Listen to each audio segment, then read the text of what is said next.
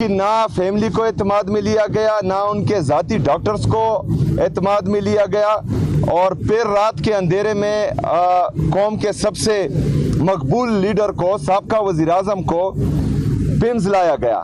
उसके बाद 5 दिन मुसलसल वफाकी वज़रा ने झूठ बोला और उसने इस चीज़ को डिनाई किया कि इस तरह कुछ नहीं हुआ। फिर कल उनके ही वज़ीर ने ये तस्लीम किया कि हाँ, खान साहब को अस्पताल लाया गया है और उनका ऑपरेशन हुआ है। जो लोग गैर कानूनी तौर पर मेरे लीडर, मेरे कायद जनाब इमरान खान साहब को, उनकी अहलिया बुशरा बीबी को जेल में कैद रखे हुए हैं, तो उन पर मजीद हम क्या एतमाद कर सकते हैं कि वो इनका ख्याल रखेंगे। इमरान खान साहब को जब ये बीमारी लाहक हुई और इनको पता था, और जेल में 1-2 बार इसका मुआयना हुआ होगा, ना ही उस 2 बार के बारे में फैमिली को बताया गया, डॉक्टर्स को बताया गया, और ना ही जो है उसके बाद बताया गया। मतलब बात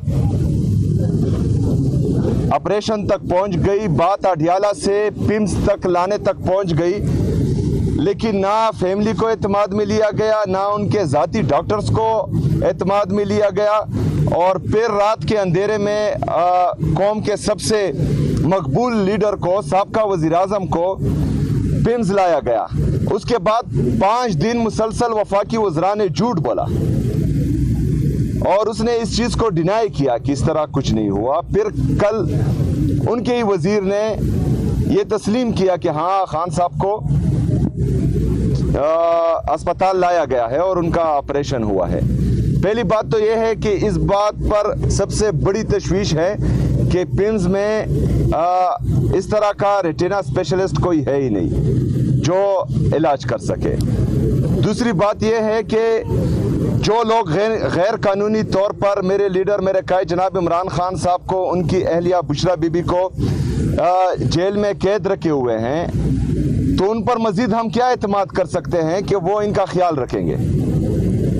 तो इसलिए हम कल भी अडियाला जेल के सामने बैठे रहें रात तक।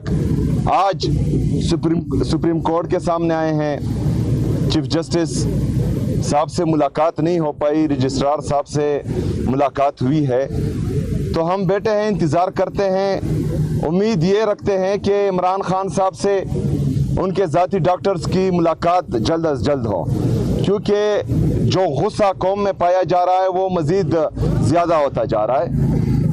और फिर मजबूरन अगर फ़र्ज़ करें यहाँ से भी हमें इंसाफ नहीं मिलता और इमरान खान साहब के जो बुनियादी हकूक़ हैं उनकी मज़ीद पामाली होती हैं, तो इनकी तरफ से जवाब आने के बाद, हाँ और ना में जवाब आने के बाद हम अगला लाएमल देंगे इंशाअल्लाह ताला। आज धरना दे रहे हैं यहाँ पे मुकम्मल सर। तब तक तो बैठे हैं जब तक जवाब ना आए, उसके बाद जो है आप लोगों से बात। Thank you.